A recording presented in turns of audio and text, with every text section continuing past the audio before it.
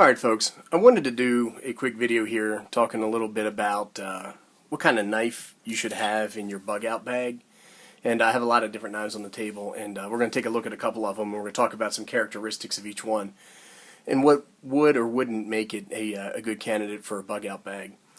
So when I talk about bugging out in a bug out bag, it's really a kit that is built to help you get from point A to point B in 72 hours as quickly as possible. It's going to include things like food, water, shelter, fire capabilities, the ability to not just collect water but purify water, and then also to be able to build a fire from materials that you would gather in the wild or nature. And then it would also include some cutting tools. And that would be things like knives, things like a portable saw, and things like a small handheld axe or tomahawk. Some people may choose to take a larger axe or different types of knives. I'm just going to talk about what makes sense to me, and if you guys have opinions that are different, I'd be glad to hear them. You can comment down below. So let's go ahead and get started. Alright, one of the first knives I wanted to talk about is this Cold Steel, I can't speak today, Cold Steel GI Tanto. And I actually bought this knife because I had seen a lot of videos where people saying what a nice knife it was, what a quality knife it is, and how it would make a great bug out or survival knife. I do believe it's cheap, and I do believe it's a good knife. I do also believe there's value in buying it. It comes with a great sheath that does have a belt attachment and things like that.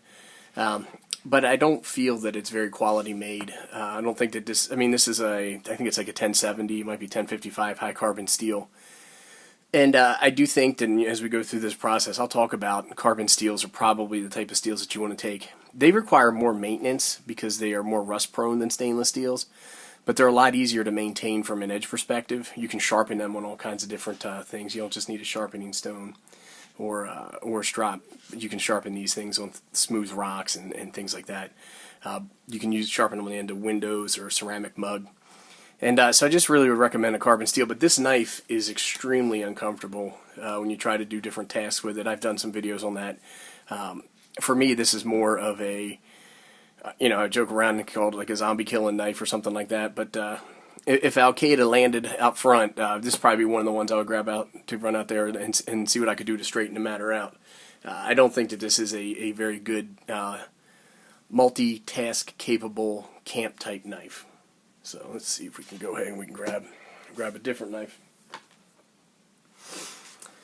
Now this is something that I think would be a very good knife for a bug out bag. It's lightweight. You can get these in stainless or carbon steel. This is the more robust, heavy duty in carbon steel, Scandi grind. And this knife lends itself to a variety of tasks.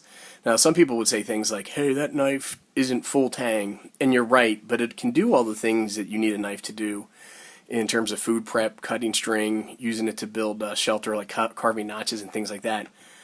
But as I mentioned before, you shouldn't be using this knife to baton or do any heavy-duty work because you have a smaller type hand axe as part of your kit, or a saw, something along this line. And as a result, you would just use this thing for knife tasks.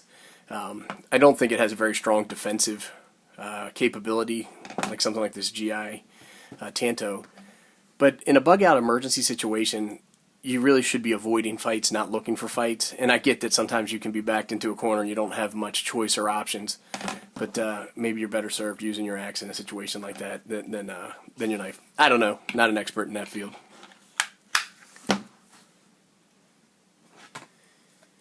Interestingly, this knife is by Boker, and it comes with a different sheath. My buddy made me this sheath.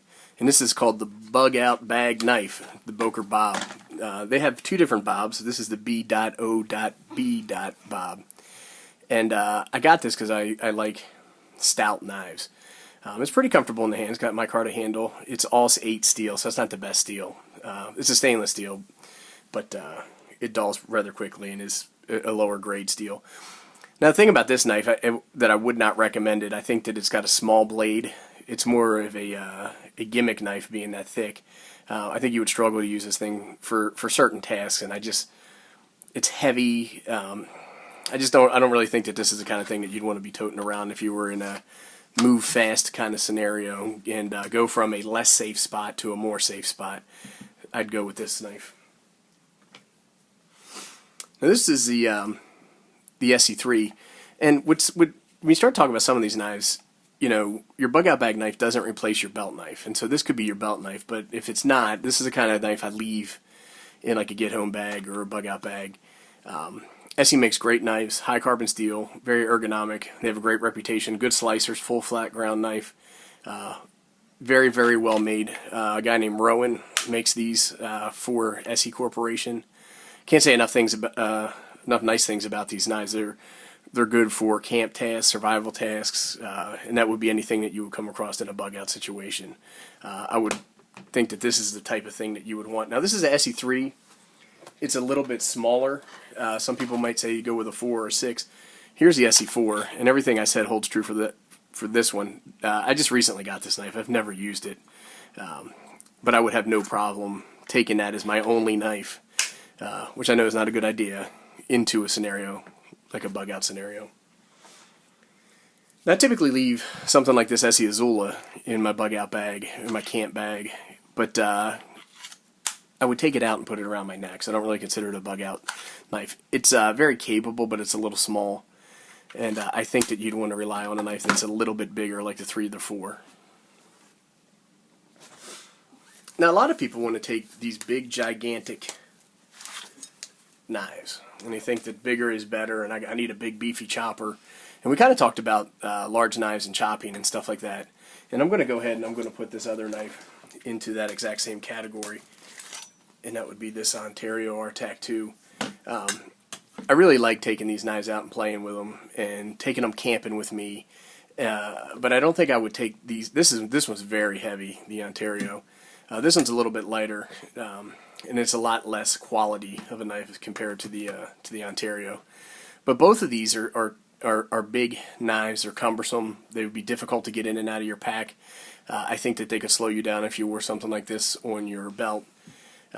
These are great choppers, but again, I would prefer to take something that I can get a little bit more multi-use, like an axe or a saw, for any chopping or cutting capabilities. And I think I would just leave these knives to like a base camp, or if I was going camping or doing something like that. These don't have a place for me in my bug out bag.